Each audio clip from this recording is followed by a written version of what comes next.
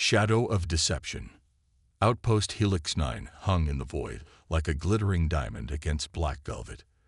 The research station orbited the edge of the Cygnus anomaly, a swirling mass of cosmic energy that defied conventional physics.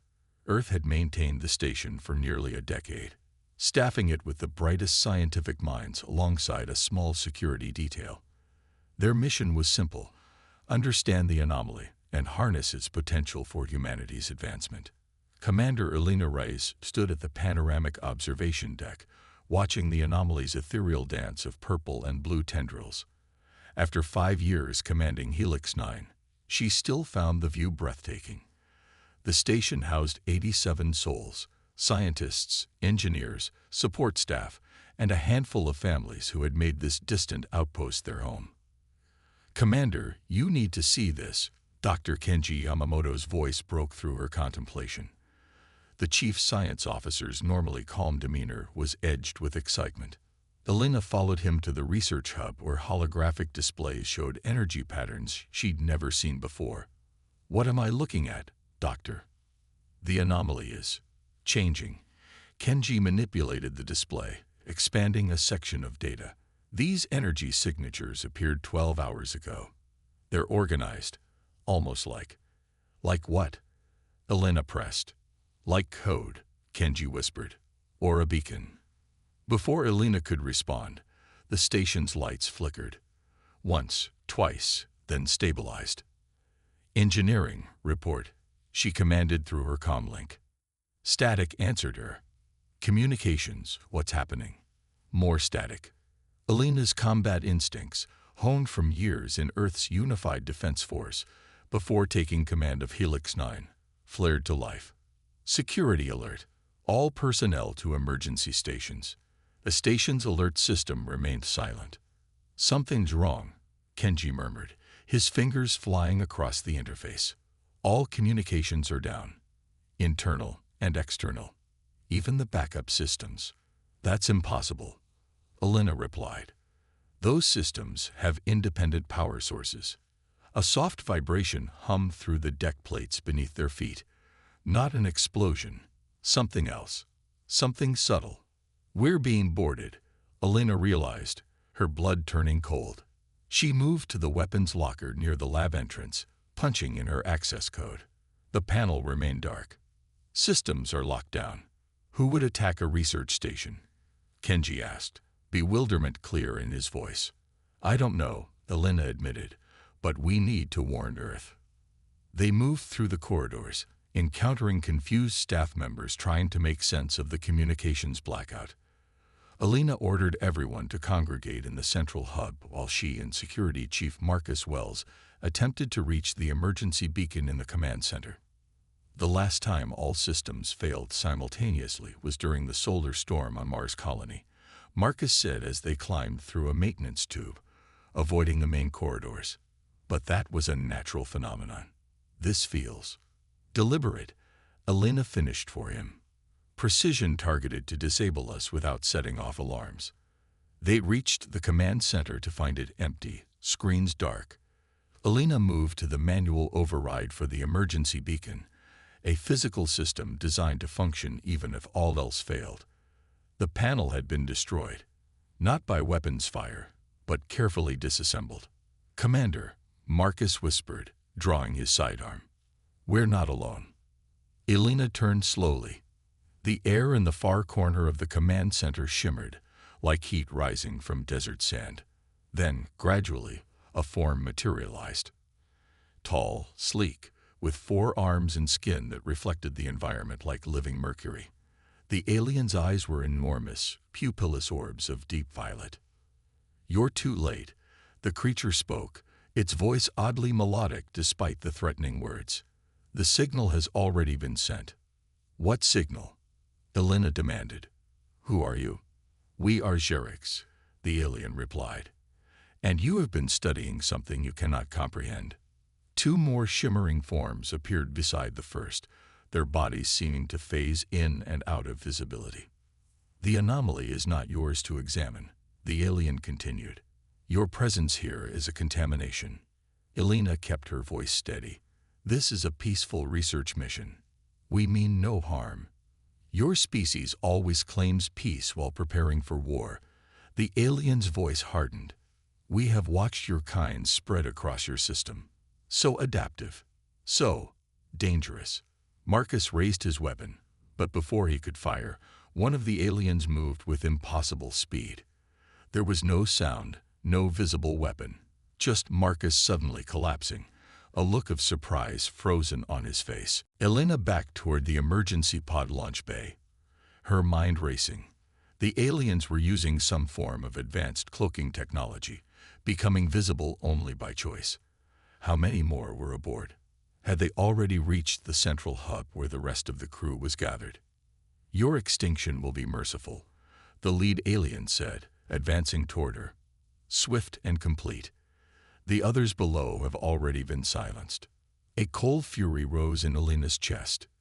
You've killed my people. We have removed a threat, the alien corrected. Your kind would have eventually weaponized the anomaly. We have seen it before. Elena lunged for the emergency launch controls, slamming her palm against the scanner. The aliens moved toward her, but the system recognized her handprint. A panel slid open behind her, revealing the small escape pod meant for emergency communications. Even if you escape, there is nowhere to run, the alien said. Your Earth will never know what happened here. Elena's fingers flew across the pod's interface, activating its systems. You're wrong, she said, her voice steel. Humanity isn't what you think. As the aliens closed in, she initiated the pod's launch sequence and transferred the anomaly research data to its memory core. The pod was barely large enough for one person, designed to carry messages rather than passengers, but it was her only chance. The lead alien reached for her with mercury-like fingers, but Elena had already squeezed into the cramped space. The pod's door sealed shut as the alien's hand phased partially through, becoming solid again as the door closed, severing the appendage. The alien's silent scream was the last thing Elena saw before the pod ejected into space. Through the small viewport, Elena watched in horror as Helix 9 began to break apart, silently disintegrating as though being eaten from within. No explosions, no weapons fire visible, just the station falling to pieces with clinical precision. The pod systems indicated that the Xerix ships were now visible, emerging from perfect camouflage to finish destroying the station. 3 vessels, organic in appearance, with hulls that reflected the surrounding space. No wonder they hadn't been detected. Elena activated the pod's emergency transmitter, recording a desperate message as the automated systems set course for Earth. This is Commander Elena Reyes of Outpost Helix 9. We've been attacked by an alien species calling themselves the Xerix. They possess advanced cloaking technology and have destroyed the station. All personnel are, her voice broke, presumed lost. They attacked without warning, claiming we were a threat to something they're protecting. The anomaly data is attached to this transmission. Earth needs to prepare. They're coming. The pod's small engine flared, accelerating away from the dying station. Elena watched through tears as the place she'd called home for 5 years disappeared into the void. Her crew, her friends, gone in minutes without even the chance to defend themselves. As the pod entered FTL jump, Elena clutched the severed alien appendage, still partially solid, evidence of their existence, proof of their attack, and perhaps a key to fighting back.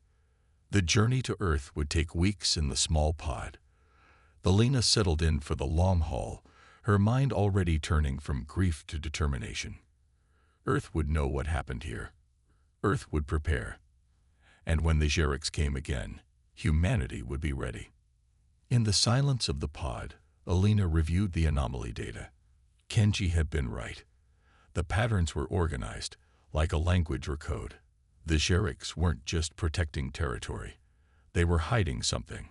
Something they feared humans would discover. As stars streaked past the small viewport, Elena made a vow to her fallen crew. Their deaths would not be in vain. Earth would survive. Humanity would endure. And the Xerics would learn a painful lesson about underestimating human resilience. The small pod continued its desperate journey home, carrying both a warning and the seeds of resistance. The shadow of deception had fallen, but it would soon be met by the light of human determination. Echoes of retribution. The Earth Defense Coalition headquarters buzzed with tense activity. 53 days had passed since the emergency pod from Helix 9 had reached Earth's outer defense perimeter. 53 days of preparation for a war with an enemy that could strike from nowhere. Admiral Victoria Harlow stood before the assembled military and political leaders, her weathered face grave. At 62, she had seen humanity through first contact with 3 alien species and the resulting diplomatic challenges. But this was different. This was war. Commander Ray's testimony and the evidence she recovered have given us crucial intelligence, Harlow said, gesturing to where Alina sat, still gaunt from her ordeal. The Xerics possess advanced phase-shifting technology that allows them to move between dimensional states, effectively becoming invisible to conventional detection. A holographic display showed the analysis of the severed alien appendage Elena had brought back. Their cellular structure is extraordinarily adaptive, allowing them to exist partially out of phase with our reality. This same technology extends to their ships. Dr. Sanjay Patel, Earth's leading xenobiologist, stepped forward. We've reverse-engineered aspects of their biology. Their phase-shifting ability depends on a specific frequency they generate within their own bodies and their technology. It's like a personal wormhole that envelopes them, bending light and matter around them. The question is, Elena said, speaking up, how do we fight what we can't see? Admiral Harlow's expression hardened. By turning their advantage against them, Operation Silent Thunder is ready. The display shifted to show 3 Earth Fleet vessels, the dreadnought Retribution, accompanied by the cruisers Defiant and Harbinger. Unlike the sleek, polished vessels of Earth's regular fleet, these ships were matte black, with unusual modifications visible across their hulls. These vessels have been retrofitted with technology derived from our studies of the Xerix appendage and the anomaly data, Harlow explained. We call it the resonance array. It detects subtle dimensional shifts and can force phase-shifted objects back into our reality. How do we know it works? Asked the Chinese premier, her skepticism evident. Because we've created our own version of their technology, Dr. Patel answered, pride evident in his voice. Limited, of course, but functional. We can now phase-shift small objects and, more importantly, detect when something is out of phase. Elena studied the modified ships. You're going to hunt them. No, Harlow corrected. We're going to make them come to us. The Cygnus anomaly was important to them. Important enough to kill for. We're going back. 3 days later, Elena found herself aboard the Retribution as a special advisor. Despite offers to remain safely on Earth, she had insisted on joining the mission. She owed it to her crew, to the families who would never see their loved ones again. Captain Tamer Hassan, the Retribution's commanding officer, welcomed her to the bridge as they prepared to depart Earth orbit. Commander Reyes, your expertise will be invaluable. You're the only human who's seen the Xerix and lived. I'm not sure expertise is the right word, Captain, Elena replied. But I know how they think, how they move, and I know they're afraid of us. Afraid? Hassan raised an eyebrow. They said we were dangerous, that we would weaponize the anomaly. They struck first because they feared what we might become. Hassan considered this.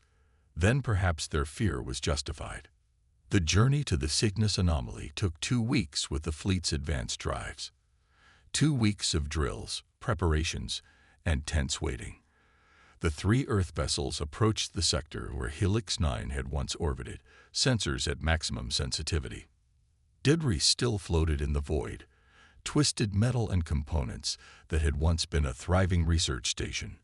Elena stood at the tactical station, scanning the field of wreckage, her jaw tight with controlled emotion. All stop, Captain Hassan ordered. Deploy the resonance array. Across all three ships, specialized emitters extended from the hull, pulsing with soft blue energy. The effect was immediate and startling. Where empty space had appeared moments before, three Xerix vessels shimmered into visibility. "They've been waiting," Elena whispered. "Watching." "Multiple contacts," the tactical officer reported. 7 Xerix vessels detected, all previously cloaked. Hassan's voice remained calm. "Open a channel. All frequencies." Before he could speak, the Xerix initiated communication. A holographic image appeared on the bridge. The same type of alien Elena had encountered, its mercury-like skin reflecting the lights of its own vessel. "You have returned," the alien stated, its melodic voice carrying a note of surprise. "And you have adapted. I am Captain Tamer Hassan of the Earth vessel Retribution. You attacked our research station without provocation, killing 86 innocent people. We demand explanation and reparation." The alien's large eyes blinked slowly. "Your kind always demands, never understands. The anomaly is not for you. It is a doorway that must remain closed." "A doorway to what?" Elena asked, stepping forward into the alien's view. The Xerix seemed to recoil slightly. "You survived." "I did," Elena confirmed, "and I brought your secrets back to Earth." The alien's skin rippled, perhaps their version of agitation. "Then you understand why we cannot allow your species to continue. You learn too quickly, adapt too readily. The doorway leads to power you cannot comprehend." Captain Hassan's voice hardened. "We came seeking knowledge, not power. You chose violence. And now you return with weapons," the Xerix countered. "Defensive measures," Hassan corrected. "We will not fire first." The communication abruptly ended.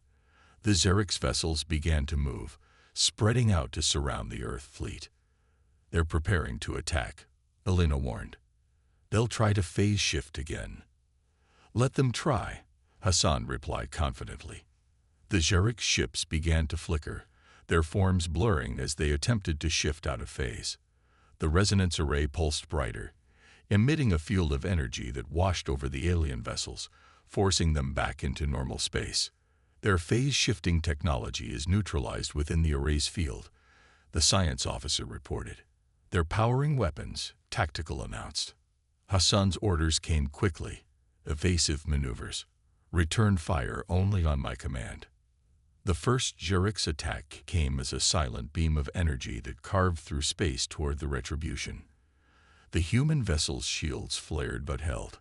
"Target their propulsion systems," Hassan ordered, disabling shots only. Earth's vessels moved with precision, their newly developed weapons striking with surgical accuracy. 2 Xerix ships lost mobility, drifting helplessly. The others continued their attack, but without their phase-shifting advantage, they found themselves evenly matched against human technology. "They're retreating," Tactical reported as 3 Xerix vessels broke formation, accelerating away from the engagement.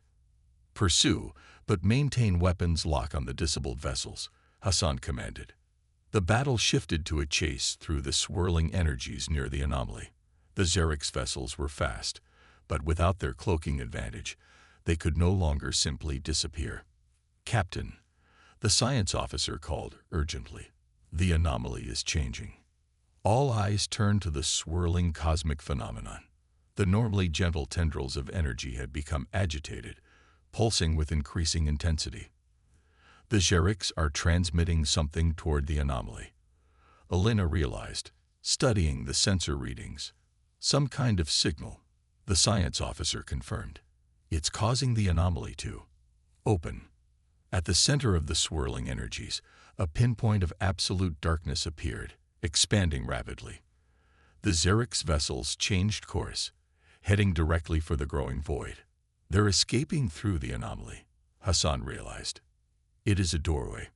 "Sir," Tactical interjected, "we're detecting a massive energy buildup. If that portal continues to expand at its current rate, it will destabilize this entire sector."